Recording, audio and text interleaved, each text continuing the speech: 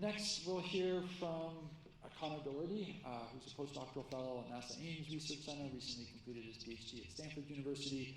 And so one of the products we are most frequently asked about is effective precipitation and ET of applied water, right? Especially as we want to make comparisons against meter data and other sources of information on water use and applied water. For many folks in the field, they'd like to be able to easily take the data from OpenET and make those comparisons. Conor's been doing some really nice work building upon past work by folks like Rick Allen and Justin Huntington and Chris Pearson on ET demands, and work by Gabriel Sinet, Mac Friedrichs on VegET to develop an automated solution for OpenET to compute effective precipitation. And I'll invite Conor to chat a little bit about that. Conor.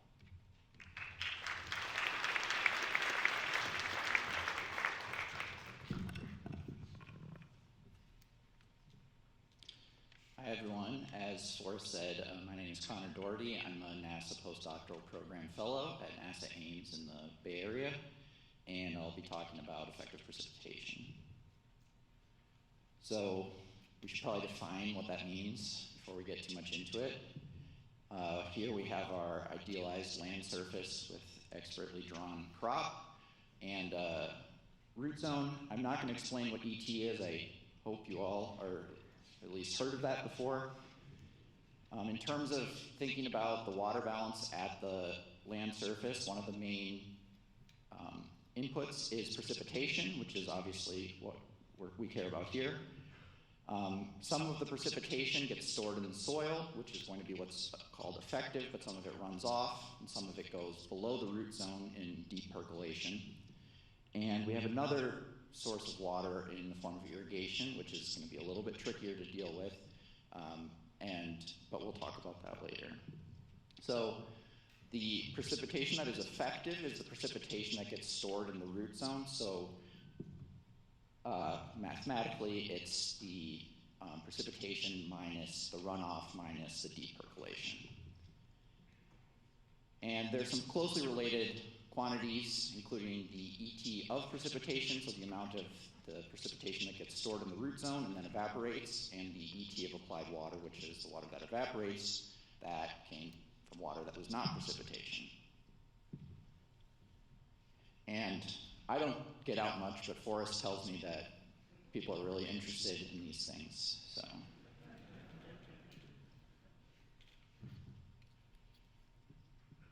So the method is relatively straightforward, and I'm not going to go into a lot of detail here. If you're really interested, we have a session at the World Cafe, and we have a little handout that goes into a little more detail. But just at a really high level, the basic order of operations is as you step through time for each day, you take the amount of precipitation that comes in, calculate how much that goes to runoff, and subtract that from the precipitation. Then you do some updates in terms of keeping track of how much water is stored in the root zone as a function of that precipitation, runoff, and ET. And then any leftover water that's more than fits in the root zone goes to deep percolation. And you just do this over and over and over and over again. So there's the equation from the previous slide where we're calculating effective precipitation as the precipitation minus the runoff and minus the deep percolation. But we can also calculate the ET of applied water as the total ET minus the effective precipitation minus the change in soil water storage. So the way we're doing this for OpenET is not radically different from what's been done before. And so the method that I just described and then a couple of the prior models I've described are to varying degrees come from the FAO 56 model by Rick Allen and some collaborators. Super widely used and cited all over the place. And like I mentioned, there are a number of prior methods developed by members of the OpenET consortium. So there's a model called ET demands developed by the Desert Research Institute, where the way that they're calculating the ET is using the dual crop coefficient approach from FAO 56. There's also another model called VegET from the US Geologic Service, Geological Survey, USGS, developed by Gabriel Sine. From DRI, Chris Pearson and Blake Miner were the ones who were helping out with this. And from USGS, Gabriel Sine developed it, and Gabe Parrish was doing the VegET model runs for us.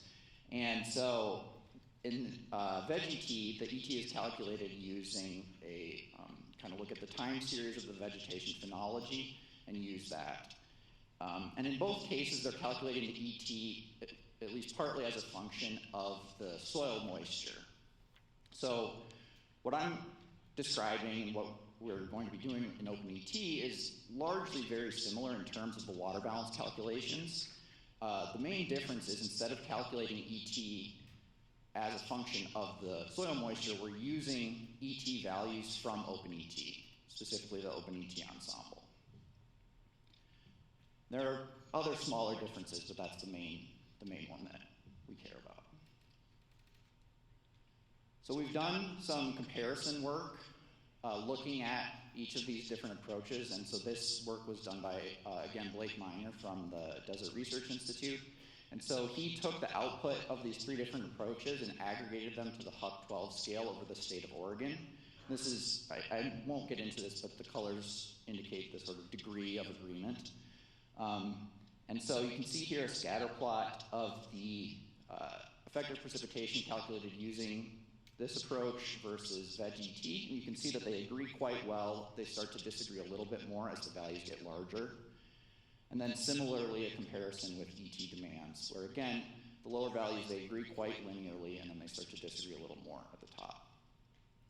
Figuring out why they disagree can be quite difficult, but that's something that we're working on. So from this study in Oregon, I ran this water balance model for all the pixels indicated in the cropland data layer to be crop or grassland. And so here's just a figure of the 2020 water year total ET. And so using this effective precipitation soil water balance approach, it allows us to partition this ET into ET of precipitation versus ET of applied water.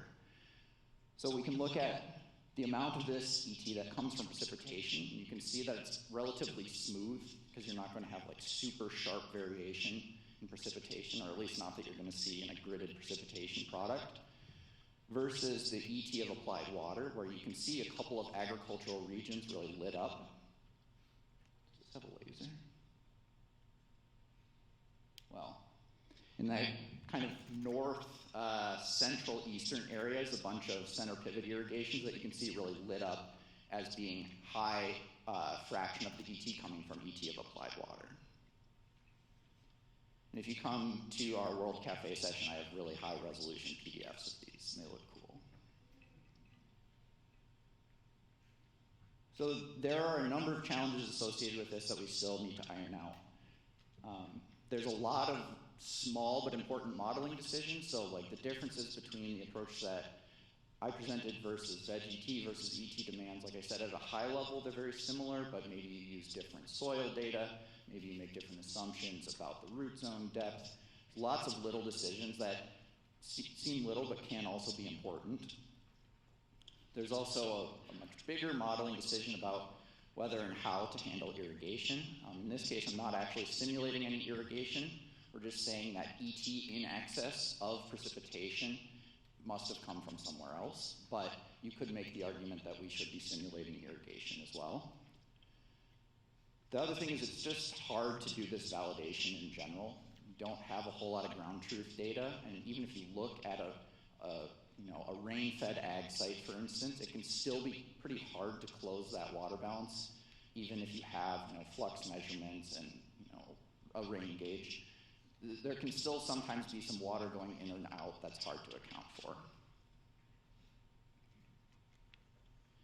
So then one technical challenge is running this model at scale. The model itself is relatively simple, but like for running it over Oregon, for instance, it was like 80-some million grid cells, and we ran it for 4 or 5 years. So I mean, it's a lot of computation, takes in a lot of data, produces a lot of data. And so far, basically all of the OpenET infrastructure is in Earth Engine, And we have an Earth Engine implementation developed by Alberto from CSUMB. But that takes a lot longer to run, and this sort of iterative computation is not necessarily conducive to the Earth Engine computation platform. So I also have a version that I've run on the big computers at Ames where I work, which is how I produce the data for Oregon. And so all of this will be a topic of discussion among the OpenET science meeting. So just quick summary, the effective precipitation water balance model is using very established methodology. The real difference of what we're doing with OpenET is not any major methodological difference, it's just we have this new data source that we're using in these calculations. And there is the ongoing work in terms of finalizing these modeling decisions and making the model run at scale, and come to our World Cafe session if you want to talk about it more and look at the handout. Thanks.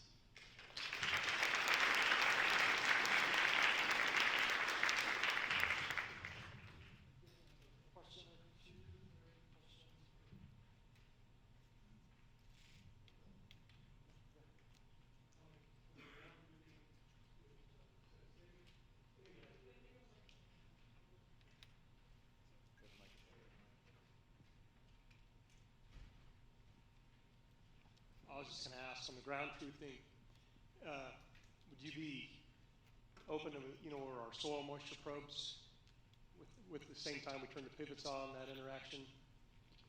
Yeah, that's probably how you want to do it. Even at sites where there are soil moisture probes, the data can be like a little bit noisy. Say like they'll have an array going down and across, for instance, and like the one in the middle doesn't agree with the one under the crop, and which is the true one. And so yes, but it's still hard is sort of the cop-out answer. I'm just trying to bring clarity to it. I mean, like say in our 125 acres, we might have 4 or 5 different soil types too. Yeah. So it would even vary on soil type. There's a lot of variables that can affect the calculations, but soil probes would certainly be helpful if you're really trying to do a validation of like the physical model of how much soil is in the root zone at a given time. Okay. I know what USGS stands for the record.